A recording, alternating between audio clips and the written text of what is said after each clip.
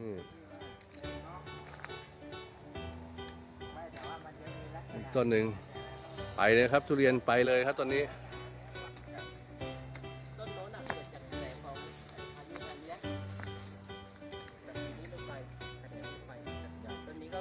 ต้นนี้ตัวหน้าพี่ต้นนี้05ต้นเล็กๆอยู่ลู่ลงไม่ล้มเสียดายอันนี้ต้นที่สำคัญที่สุดที่เราไม่อยากให้ล้มนะครับเพราะว่าอายุกี่ปีนะครับพี่แบงค์60 ปีมันเป็นมรดกอ่ะมันเป็นมรดกอ่ะนะครับซึ่งเราไม่ควรให้เขาล้มแต่ว่าธรรมชาติเราไม่สามารถชนะเขาได้นะครับเพราะฉะนั้นเราก็ต้องเพาะพันธุ์นะต้องต่อยอดให้เขาแหละเยี่ยมเลยความเสียหายบ้านผมน้ำมันอาจจะมากกว่ามันก็เลยลงประมาณ60ช่วงยังไม่ออกโอเคนี่ครับอันนี้ก็คือสภาพเงาะที่โดนพายุเล่นไปนะครับอันนี้ความเสียหายของต้นเงาะที่โดนโค่นไปลมเอาไปนะครับเนี่ยหมอนทองนี่หมอนทองล้มอีกต้นหนึ่งเสียดายเลย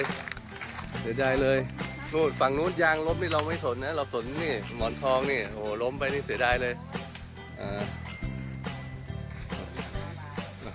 มะม่วงก็ไม่เว้นนะครับโดนเหมือนกันนะครับเงาะ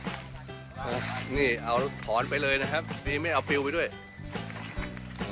นี่อันนี้ก็อีกต้นหนึ่งที่โดนไป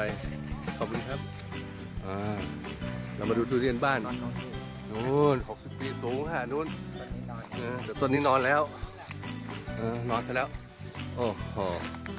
อันนี้น่าเสียดายมากทุเรียนบ้านนะครับเคยได้ชิมแล้วนะต้นนี้พี่แบงค์เคยส่งไปให้ผมชิมแล้วต้นนี้อร่อยมากแต่ไปซะแล้ว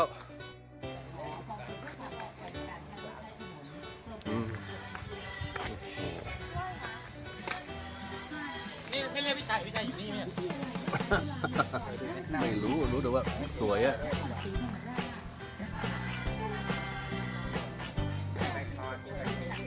พี่ครับเมื่อกี้ตั้งคุยก็บอกว่าข้างในเขายังไม่มาเลยนั่งแล้วก็ชาวบ้านค่อนข้างที่จะลำบากนิดนึง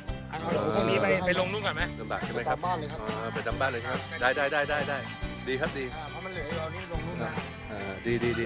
มันจะมีหมู่บ้านโอเคเนี่ยก็เดี๋ยวให้พี่ธนะ